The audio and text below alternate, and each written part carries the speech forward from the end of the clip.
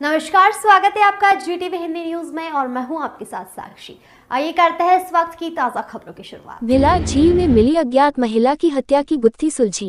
वलसाड जिला पुलिस ने 2 आरोपियों को गिरफ्तार कर लिया। आइए सुनते हैं वलसाड जिला एसपी करणराज वाघेला जी की जवानी।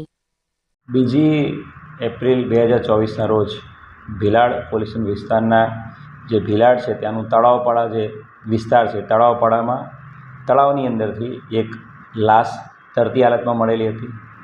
તાત્કાલિક અસરથી પોલીસની ટીમ ત્યાં પહોંચી ગઈ હતી।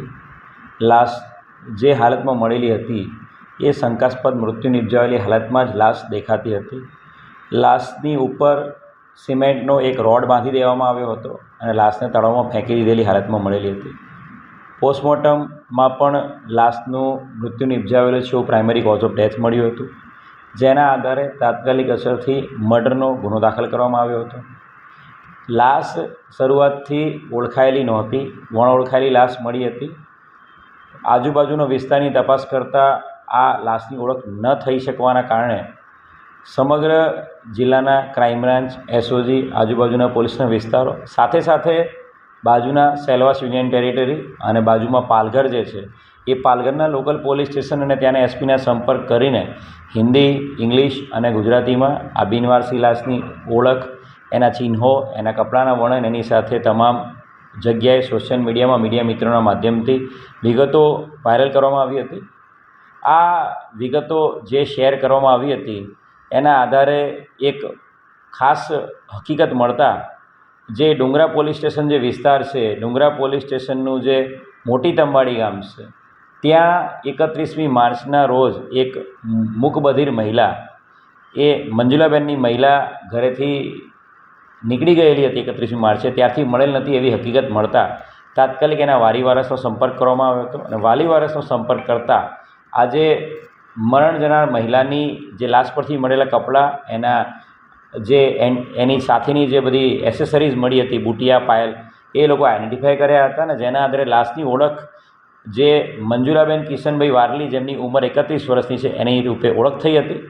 લાશની ઓળખ થતાની સાથે જ લોકલ ભિલાડની પોલીસ સ્ટેશનની ટીમ, ક્રાઇમ એસઓજી, આ બેન જે છે જે જગ્યાએ સ્કૂલમાં, સેલવાસની કોઈ સ્કૂલમાં, ખાનગી શાળામાં સફાઈ કર્મચારી તરીકે કામ કરતા હતા ત્યાં, અને જે વિસ્તારમાં મોટી તંબાડીમાં રહેતા ત્યાં ખાનગી રીતે તપાસ હાથ ધરવામાં આવી હતી અને ચોક્કસ માહિતી એક મળી હતી કે અજય ગુલાબભાઈ પટેલ નામના કોઈ વ્યક્તિ સાથે આ બેનને પહેલાં ઓળખાણ હતી, મિત્રતા હતી અને અજયને તપાસ કરીને, અજયનું લોકેશન મેળવીને તાત્કાલિક અજયને ઉઠાવી લેવામાં આવ્યો હતો અને અજયની પૂછપરછ કરતાં સમગ્ર ઘટના પરથી પર્દાફાશ થયો હતો। અજય, એના મિત્ર ઉત્તમ વારલી, આ બંને લોકો ભિલાડના જ રહેવાસી છે, પલાડપાડાના।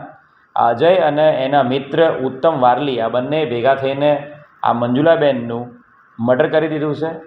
મંજુલાબેન સાથે અજયની જે પૂછપરછ કરી પ્રાથમિક, એ મુજબ અજયના કહેવા મુજબ, આરોપીને જે પ્રાથમિક ઇન્ટ્રોગેશન મુજબ મંજુલાબેનને એમની સાથે રિલેશન હતા અને એમને મેરેજ માટે મંજુલાબેન એને આગ્રહ કરતા હતા। એનાથી કંટાળી જઈને એણે મંજુલાબેનને 31મી તારીખે ત્યાં બોલાવ્યા હતા, એમની સાથે એણે ભોજન લીધું હતું અને ત્યારબાદ આ તળાવની પાછળનો જે એરિયા છે, સ્મશાનની આસપાસનો એરિયા, જે ખાલી અને નિર્જન એરિયા છે, ત્યાં એમનું મૃત્યુ નિપજાવી દીધું હતું મોઢું દબાવીને અને ત્યારબાદ પોતાના મિત્ર ઉત્તમને બોલાવીને 2 દુપટ્ટાઓથી જે પોલ, જે ફેન્સિંગ કરવા માટેનો સિમેન્ટનો પોલ હતો, એ પોલ બોડી પર બાંધી દઈને એની લાશને તળાવમાં ફેંકી દીધેલી હતી।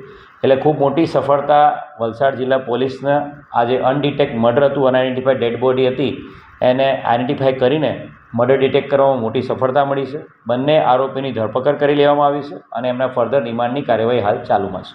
આ સમગ્ર ભેદ કઈ રીતે ઉકેલ્યો અને કઈ મહત્વની કડીના આધારે આ સમગ્ર ભેદ ઉકેલવામાં? સૌથી વધુ જો અમને મદદ મળી હોય તો લાશ ઉપરના જે અમને કપડાં મળેલા હતા એનું વર્ણન, એની સાથે સાથે જે સોનાની બુટ્ટી અને ચાંદીની પાયલ હતી, જે કોઈ પણ વ્યક્તિ, જેના પણ વ્યક્તિ ગુમ થઈ હોય એને તરત જ ઓળખી શકાય એના કારણે, અને સાથે સાથે જે પ્રેસ મીડિયા મિત્રોના માધ્યમથી અમે લોકોએ જે ઇંગ્લિશ, હિન્દી અને મરાઠીમાં જે અમે લોકો આજે આખી જે ન્યૂઝ તમામ સોશિયલ મીડિયા મારફતે, તમામ ન્યૂઝ ચેનલ મારફતે વાયરલ કર્યા હતા, એના આધારે જે ભિલાડમાં લાશ મળી હતી એ વ્યક્તિ મોટી તંબાડી ગામ ડુંગરાની છે એ અમને આના આધારે જ અમને મળી હતી. સોશિયલ મીડિયા પર જે મેસેજીસ અને ન્યૂઝમાં જે મેસેજ જોયા એના આધારે અમને લાશની ઓળખ કરવામાં મોટી સફળતા મળી હતી. હાલના તબક્કે આ બંને આરોપીનો કોઈ ગુના ઇતિહાસ જોવા મળતો નથી અને આગળની જે ફર્ધર રિમાન્ડની કાર્યવાહી હાલ ચાલુમાં છે. देश दुनिया की तमाम खबरों के लिए देखते रहिए GTV हिंदी न्यूज़ और चैनल को लाइक करें, शेयर करें, सब्सक्राइब करें. Welcome to our YouTube channel. Don't forget to like, subscribe and share the videos.